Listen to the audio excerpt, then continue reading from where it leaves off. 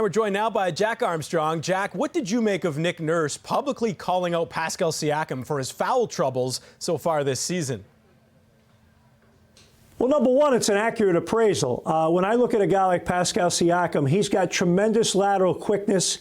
Too often defensively, he uses his hands instead of just using those wonderful feet that he has. In my opinion, when you watch him play, when he puts his mind to it and he gets in his defensive stance, he can keep anybody in this league in front of him. I've seen him guard point guards, two guards in space where he just gets down in his stance, keeps his hands in and moves his feet. He's capable of doing that. So less hands, more movement of the feet, he'll be fine. He's got great quickness.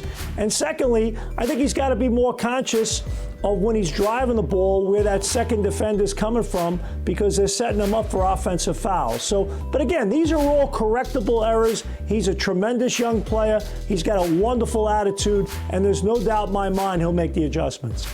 Load management continues to be a hot topic around the NBA. Kyle Lowry and Fred VanVleet are 1 and 2 in minutes per game in the entire league. How concerning is that for the Raptors long term, you think?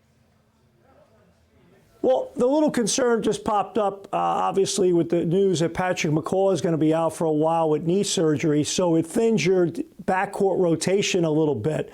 So a lot's going to depend on how the rotation in terms of the second unit develops for the Raptors. And as the games start coming fast and furious, that's when the challenge takes place. I think right now they've been able to ride that okay because of how the games break.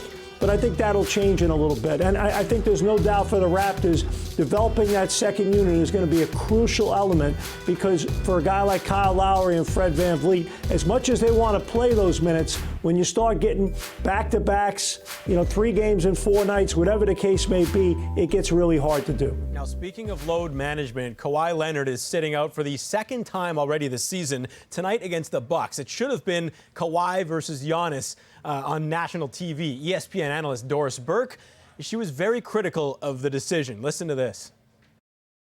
Kawhi not playing, to me, is ridiculous at this point.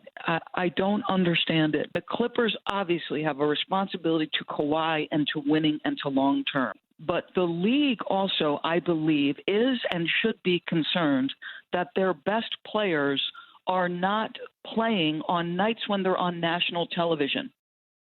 All right, Jack, do you agree with Doris, or do you think Kawhi and the Clippers should do what's best for them?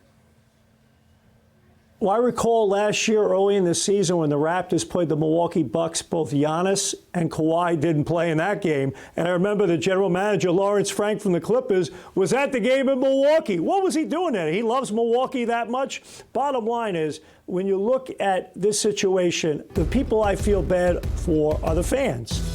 Not only the fans that are watching on national television, like Doris alludes to, but more importantly, the people that spend their hard-earned money going to the game and excited about seeing a guy like Kawhi Leonard and/or Giannis to play. So it is a problem. It's something that there's no question the league has spoken to the teams about and expressed their concerns. At the same time, when you look at how things worked out with the Raptors a year ago, the formula that they used, where Kawhi Leonard played 60 games, yet played every single game in the playoffs, and they won a championship, I think it's a hard formula to argue with.